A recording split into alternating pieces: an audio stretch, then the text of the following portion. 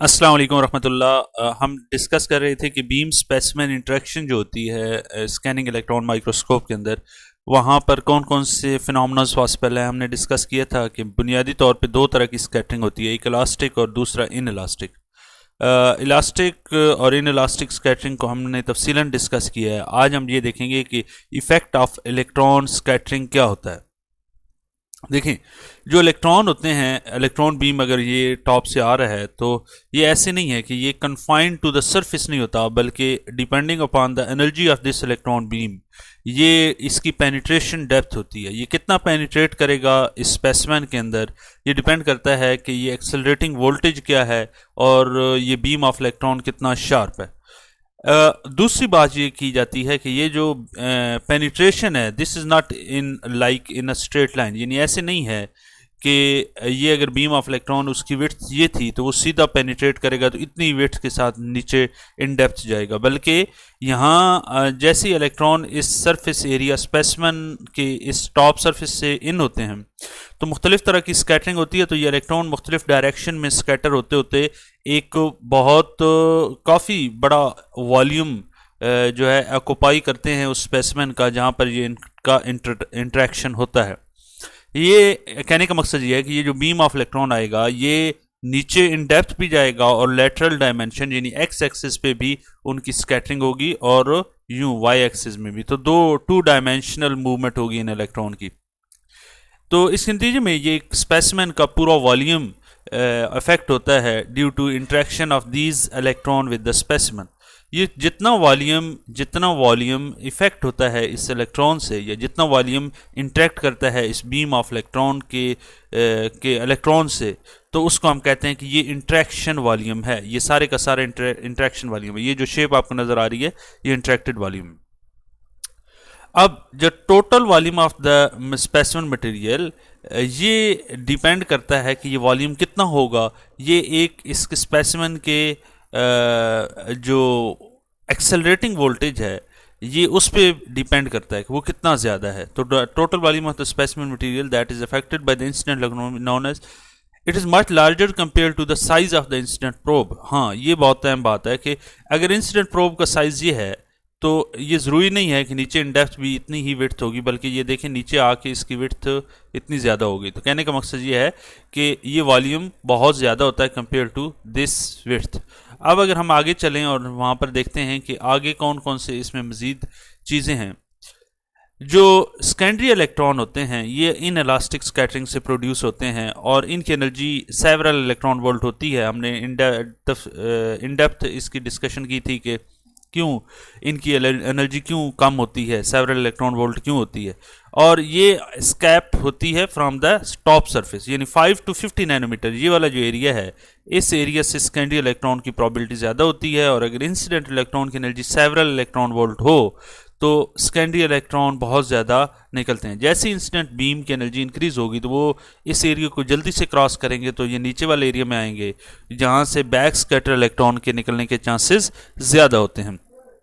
अब जो back scatter electron emit होते हैं ये ड्यू टू इलास्टिक स्कैटरिंग होते हैं। हमने इसको भी तफसीलन डिस्कस कर चुके हैं इससे पिछले लेक्चर में। और इनकी एनर्जी जो होती है ये क्लोज टू होती है incident beam of electron, because वो बैक स्कैटर हो रहे होते हैं तो इनकी एनर्जी और ये स्कैटरिंग इलास्टिक है तो दैट्स हम कहते हैं कि बैक स्कैटर इलेक्ट्रॉन की एनर्जी कंपैरेबल है, very close to the incident beam of electron होती है। Their high energy enables them to escape from a much deeper level in the interaction zone from depth of, तो ये 550 से 300 nanometre ये वाला जो एरिया है 50 तक तो सेकेंडरी इलेक्ट्रॉन है, 50 से बिलो टिल 300 नैनोमीटर यहाँ से बैक स्कैटर इलेक्ट्रॉन निकलते हैं। अब जो लेटरल रेजोल्यूशन है वो क्वेश्चन ये पैदा होता है कि भाई दोनों इमेज बनेंगे किसकी ज़्यादा होगी। तो ये जो रेजोल्यूशन ऑफ द इमेज है वो इस पूरे वॉल्यूम जो इंट्रैक्शन वॉल्यूम है इससे इसके साइज से बहुत ज़्यादा इफ़ेक्ट होता है। अगर तो इमेज जो फॉर्म बनता है उस इमेज जो फॉर्म होता है सेकेंडरी इलेक्ट्रॉन से उसकी बेटर रेजोल्यूशन होती है compare to back scatter electron से। उसकी वजह ये है कि जो सेकेंडरी इलेक्ट्रॉन है वो टॉप सरफेस से एमिट होते हैं, बैक स्कैटर इलेक्ट्रॉन जो होते हैं वो बॉटम से होते हैं। तो यहाँ पर बहुत सारी स्कैटरिंग इन्वॉल्व होती है इस वजह से। और ये टॉप सरफेस पे अगर आप टॉपोग्राफिकल इमेज लेना चाहते हैं तो टॉप सरफेस से ही विद हायर इंटेंसिटी, मतलब जो इलेक्ट्रॉन यहाँ से एमिट होंगे उनकी बहुत अच्छी इमेज फॉर्म होगी कंपेयर टू दिस वन। आगे अगर हम देखें, और यहाँ पर ये दिखाया गया है कि जो incident effect of electron scattering है, उसका जो एक्सेलरेटिंग वोल्टेज है, यानी when an electron beam at an accelerating voltage of 20 kV is convert with 1 nanometer diameter, it can penetrate 5 micron and separate 1 micron into specimen depending on lateral density. देखें ये जो separate है ना इस electron beam की, ये अगर इस इंसिडेंट बीम इतने वोल्टेज के साथ आ रहा है तो यहाँ कितना ये फैलेगा, ये डिपेंड करता है कि ये कितनी डेंसिटी है, यानी हमारे स्पेसिमेन की डेंसिटी कितनी है। और अगर तो उसकी डेंसिटी जितनी ज़्यादा होगी वो उतना कम फैलेगा, जितनी डेंसिटी कम होगी वो उतना ज़्यादा फैलेगा।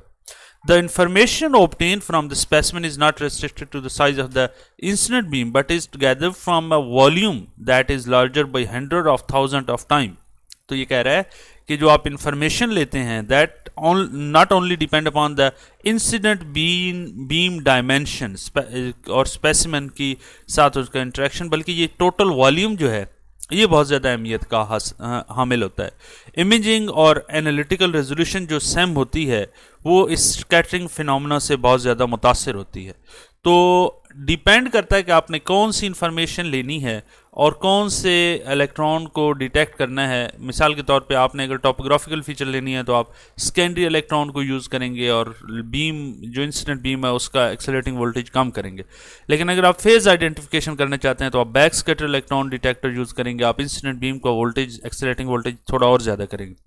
लेकिन अगर आप करना चाह रहे हैं एक्सरे यानी XPS करना चाह रहे हैं, केमिकल कंपोजिशन फाइंड करना चाहते हैं, तो आपको एक्सेलरेटिंग वोल्टेज भी ज़्यादा करना पड़ेगा और डिटेक्टर जो लगाने होंगे वो भी आपको एक्सरे डिटेक्टर लगाने होंगे ताकि वो इन डेप्थ जाए और वहाँ से स्कैटरिंग हो के जब एक्सरे प्रोड्यूस हो तो उनके लिए हमारे पास मौजूद हों डिटेक्टर। तो आप देखेंगे यहाँ 40 kV का वोल्ट अप्लाई हो रहा है, बहुत ज़्यादा इंसिडेंट बीम है, और यहाँ 50 इलेक्ट्रॉन वोल्ट है, यहाँ 50 इलेक्ट्रॉन वोल्ट। तो ये डिपेंड करता है कि आप कौन सी इन्फॉर्मेशन लेना चाहते हैं और किस एरिया में इंटरेस्टेड हैं। जो इंटरेक्शन वॉल्यूम है वो ना सिर्फ इंसिडेंट बीम की एनर्जी पे डिपेंड करता है बल्कि वो डिपेंड करता है कि जो सॉलिड है, जो स्पेसिमेन है, उसका एटॉमिक नंबर क्या है। अगर तो उसका एटॉमिक नंबर है बहुत कम तो फिर ऑफ कोर्स पेनिट्रेशन ज़्यादा होगी, और अगर एटॉमिक नंबर ज़्यादा होगा तो पेनिट्रेशन वो जो वॉल्यूम है सेपरेट वो भी ज़्यादा होगा ड्यू टू स्कैटरिंग फिनोमेना। और अगर उसका एटॉमिक नंबर कम है तो एटॉमिक नंबर कम होने की वजह से सेकेंडरी इलेक्ट्रॉन की प्रोडक्शन भी ज़्यादा होती है डिपेंडिंग अपॉन कि इंसिडेंट बीम की एनर्जी क्या है। सरफेस टिल्ट कितनी आपने की है, अगर तो आपने सरफेस यूं टिल्ट रखी हुई है तो ऑफ कोर्स यहाँ पर सेकेंडरी इलेक्ट्रॉन के प्रोडक्शन के चांसेस ज़्यादा हैं और वो जो वॉल्यूम है इंट्रैक्शन वॉल्यूम वो कम होगा। डेंसिटी ऑफ द सॉलिड पर भी डिपेंड करता है, डेंसिटी ऑफ सॉलिड जितनी ज़्यादा होगी उतना कम इंट्रैक्शन वॉल्यूम होगा। तो ये इंट्रैक्शन वॉल्यूम के फिनोमेना है। ये एटॉमिक नंबर वाली बात दोबारा सुन लें कि अगर एटॉमिक नंबर ज़्यादा होगा तो आपके पास इंट्रैक्शन वॉल्यूम भी ज़्यादा होगा। एटॉमिक नंबर कम होगा तो सेकेंडरी इलेक्ट्रॉन की प्रोडक्शन के चांसेस ज़्यादा हैं और इंट्रैक्शन वॉल्यूम कम होगा। Then the depth of electron penetration, वो कितना जाएगा, कितनी डेप्थ होगी, तो ये एनर्जी के डायरेक्टली प्रोपोर्शन है, डेंसिटी के इन्वर्सली प्रोपोर्शन है। ये नीचे डेंसिटी है। सिमिलरली जो हमारे पास विड्थ ऑफ एक्साइटेड वॉल्यूम है वो भी सेम रिलेशन है विद डिफरेंट मल्टीप्लाइंग फैक्टर, और जो डेंसिटी है उसके इन्वर्सली रिलेशन एग्जिस्ट करता है। ये था हमारा लेक्चर। इसी के साथ हमारा जो इन इलास्टिक स्कैटरिंग वाला पोर्शन है वो ख़त्म हुआ। इजाज़त दीजिए। अगर आपने हमारे चैनल को अभी तक सब्सक्राइब नहीं किया तो प्लीज़ ज़रूर सब्सक्राइब कर लीजिए। अल्लाह हाफिज़।